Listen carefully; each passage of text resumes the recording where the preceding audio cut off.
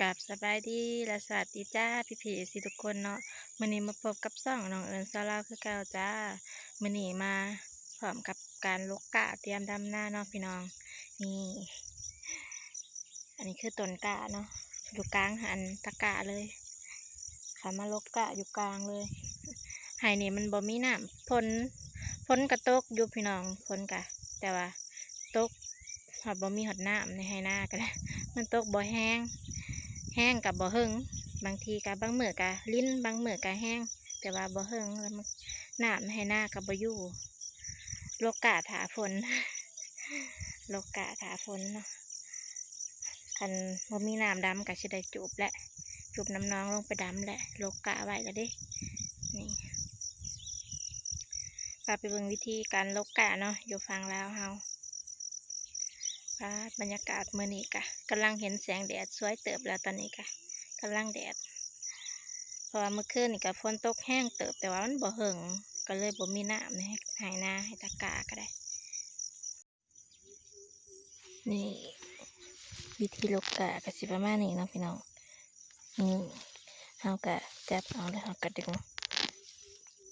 กะต้นใหญ่เพราะว่ามันห่างก็เอิ้นว่ากะกีบเนาะ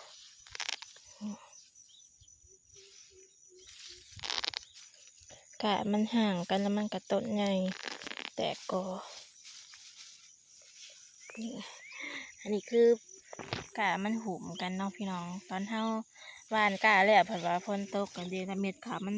ก็มาโฮมกันแล้วเวลามันออกกะก็สิประมาณนี้แหละเนาะจุ่มๆกันพุ่มเลย นี่กะก็เป็นจุ่มไปเนาะเพราะว่าหลังจากเฮาหว่านแล้วเพราะว่าฝนตกใส่มันก็เลยเป็นแบบนี้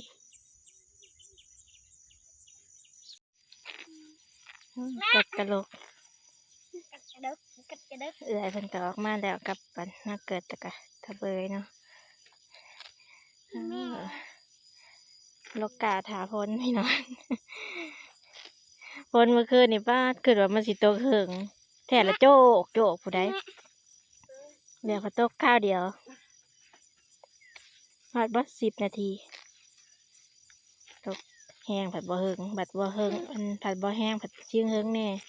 ตกลินผัดเหิงแน่ตกแห้งผัดบ่เหิงลกมื้อนี้สิได้จักมัดเกิดนะ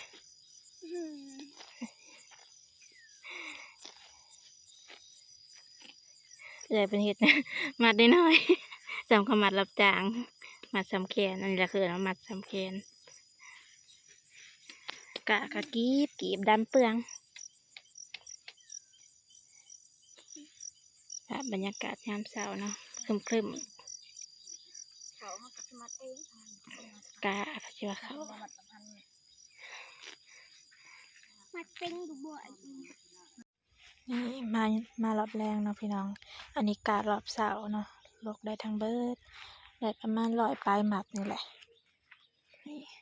อันเอาแซ่ไว้อยู่น้องเนาะเพราะว่าอยู่ให้หน้ามันบ่มีน้ำลงไปลกอีกรอบแรงเนาะลงไปลกอีกรอบแรงกะ50ได้อยู่ดอกรวมทั้งเบิดมื้อนี้ก็น่าสิได้200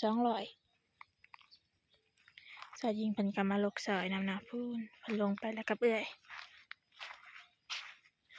ฝนตกขึ้นมารอบเพลน ตก2 รอบกะกับวานพุ้ยน้ำลกไปน้ำ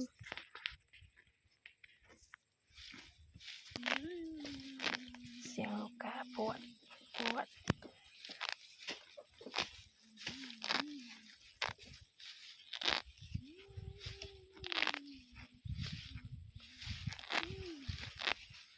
ลูกกาถ้าฝนกับฝนน่ะมาอยู่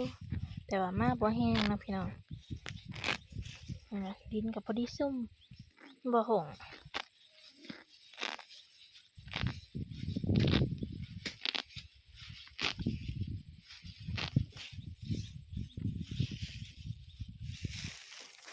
ปลาพี่น้องใส่คำลงแรงแล้วทุกคน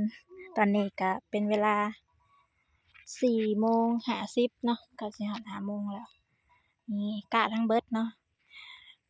ให้ร้านเอามาเมียนอยู่น้องเพิ่นเฮ็ดนะจนสิอ้อมน้อง ปลาปักกี่ลายหนึ่งได้แล้วประมาณ200 มัด ปาจ้ะเกือบแม่นอ้อมน้องเลยกะทั้งเบิดสิเมื่อละบาดนี้มื้ออื่นนี่ซ้ำสีดำกาว่าดำจากมื้อกะ200นี่ประมาณ2มื้อ2มื้อกะ2มื้อ3มื้อนี่แหละกะเบิดหัวกะผูกไว้เบิดแหละกะลง